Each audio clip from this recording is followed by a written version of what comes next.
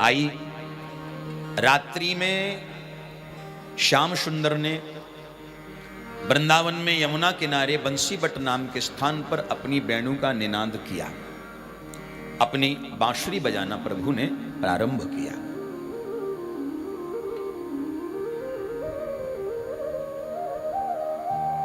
बांसुरी प्रभु ने बजाना जब शुभारंभ किया, पहले तो हम ये जाने ये बांसुरी कौन है। भगवान अपने अधरों पर जिस मुरलिया को धारण करते हैं, ये बांसुरी कौन है। बंसस्तु भगवान रुद्रः, बांसुरी स्वयं भगवान शिव हैं। बंसी का उल्टा करो,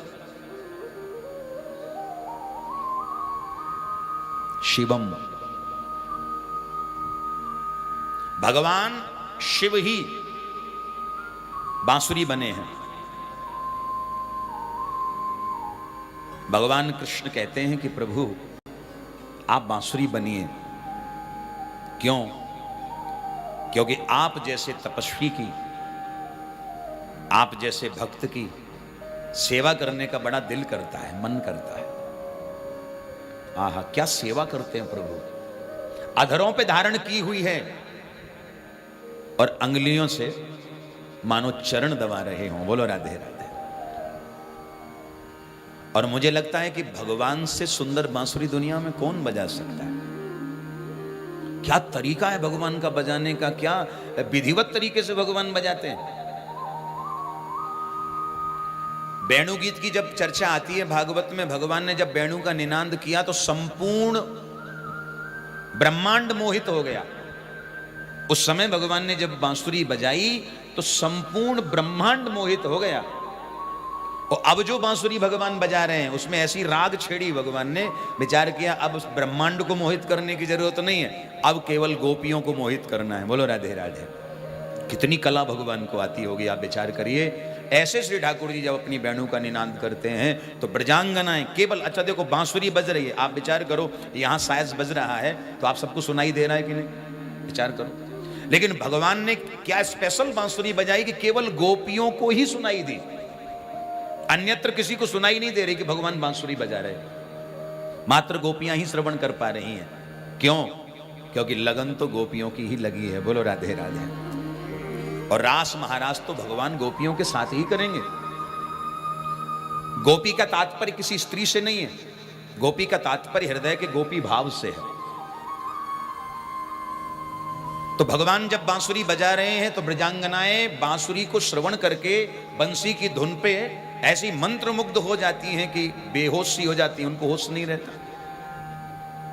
वेणु का निनाद श्री ठाकुर जी ने किया। ग्रह कार्य में लगी हुई ब्रजांगनाएं, ब्रजगोपियां अपने अपने ग्रह का त्याग करके भगवान कृष्ण से मिलने के लिए दौड़ पड़ती हैं।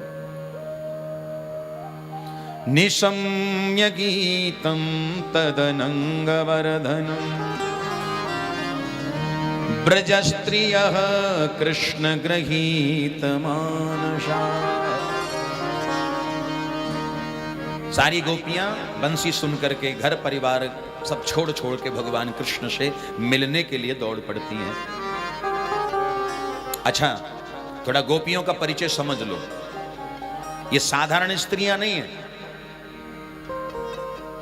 कितनी प्रकार की गोपियां हैं? बोले मुनि रूपा।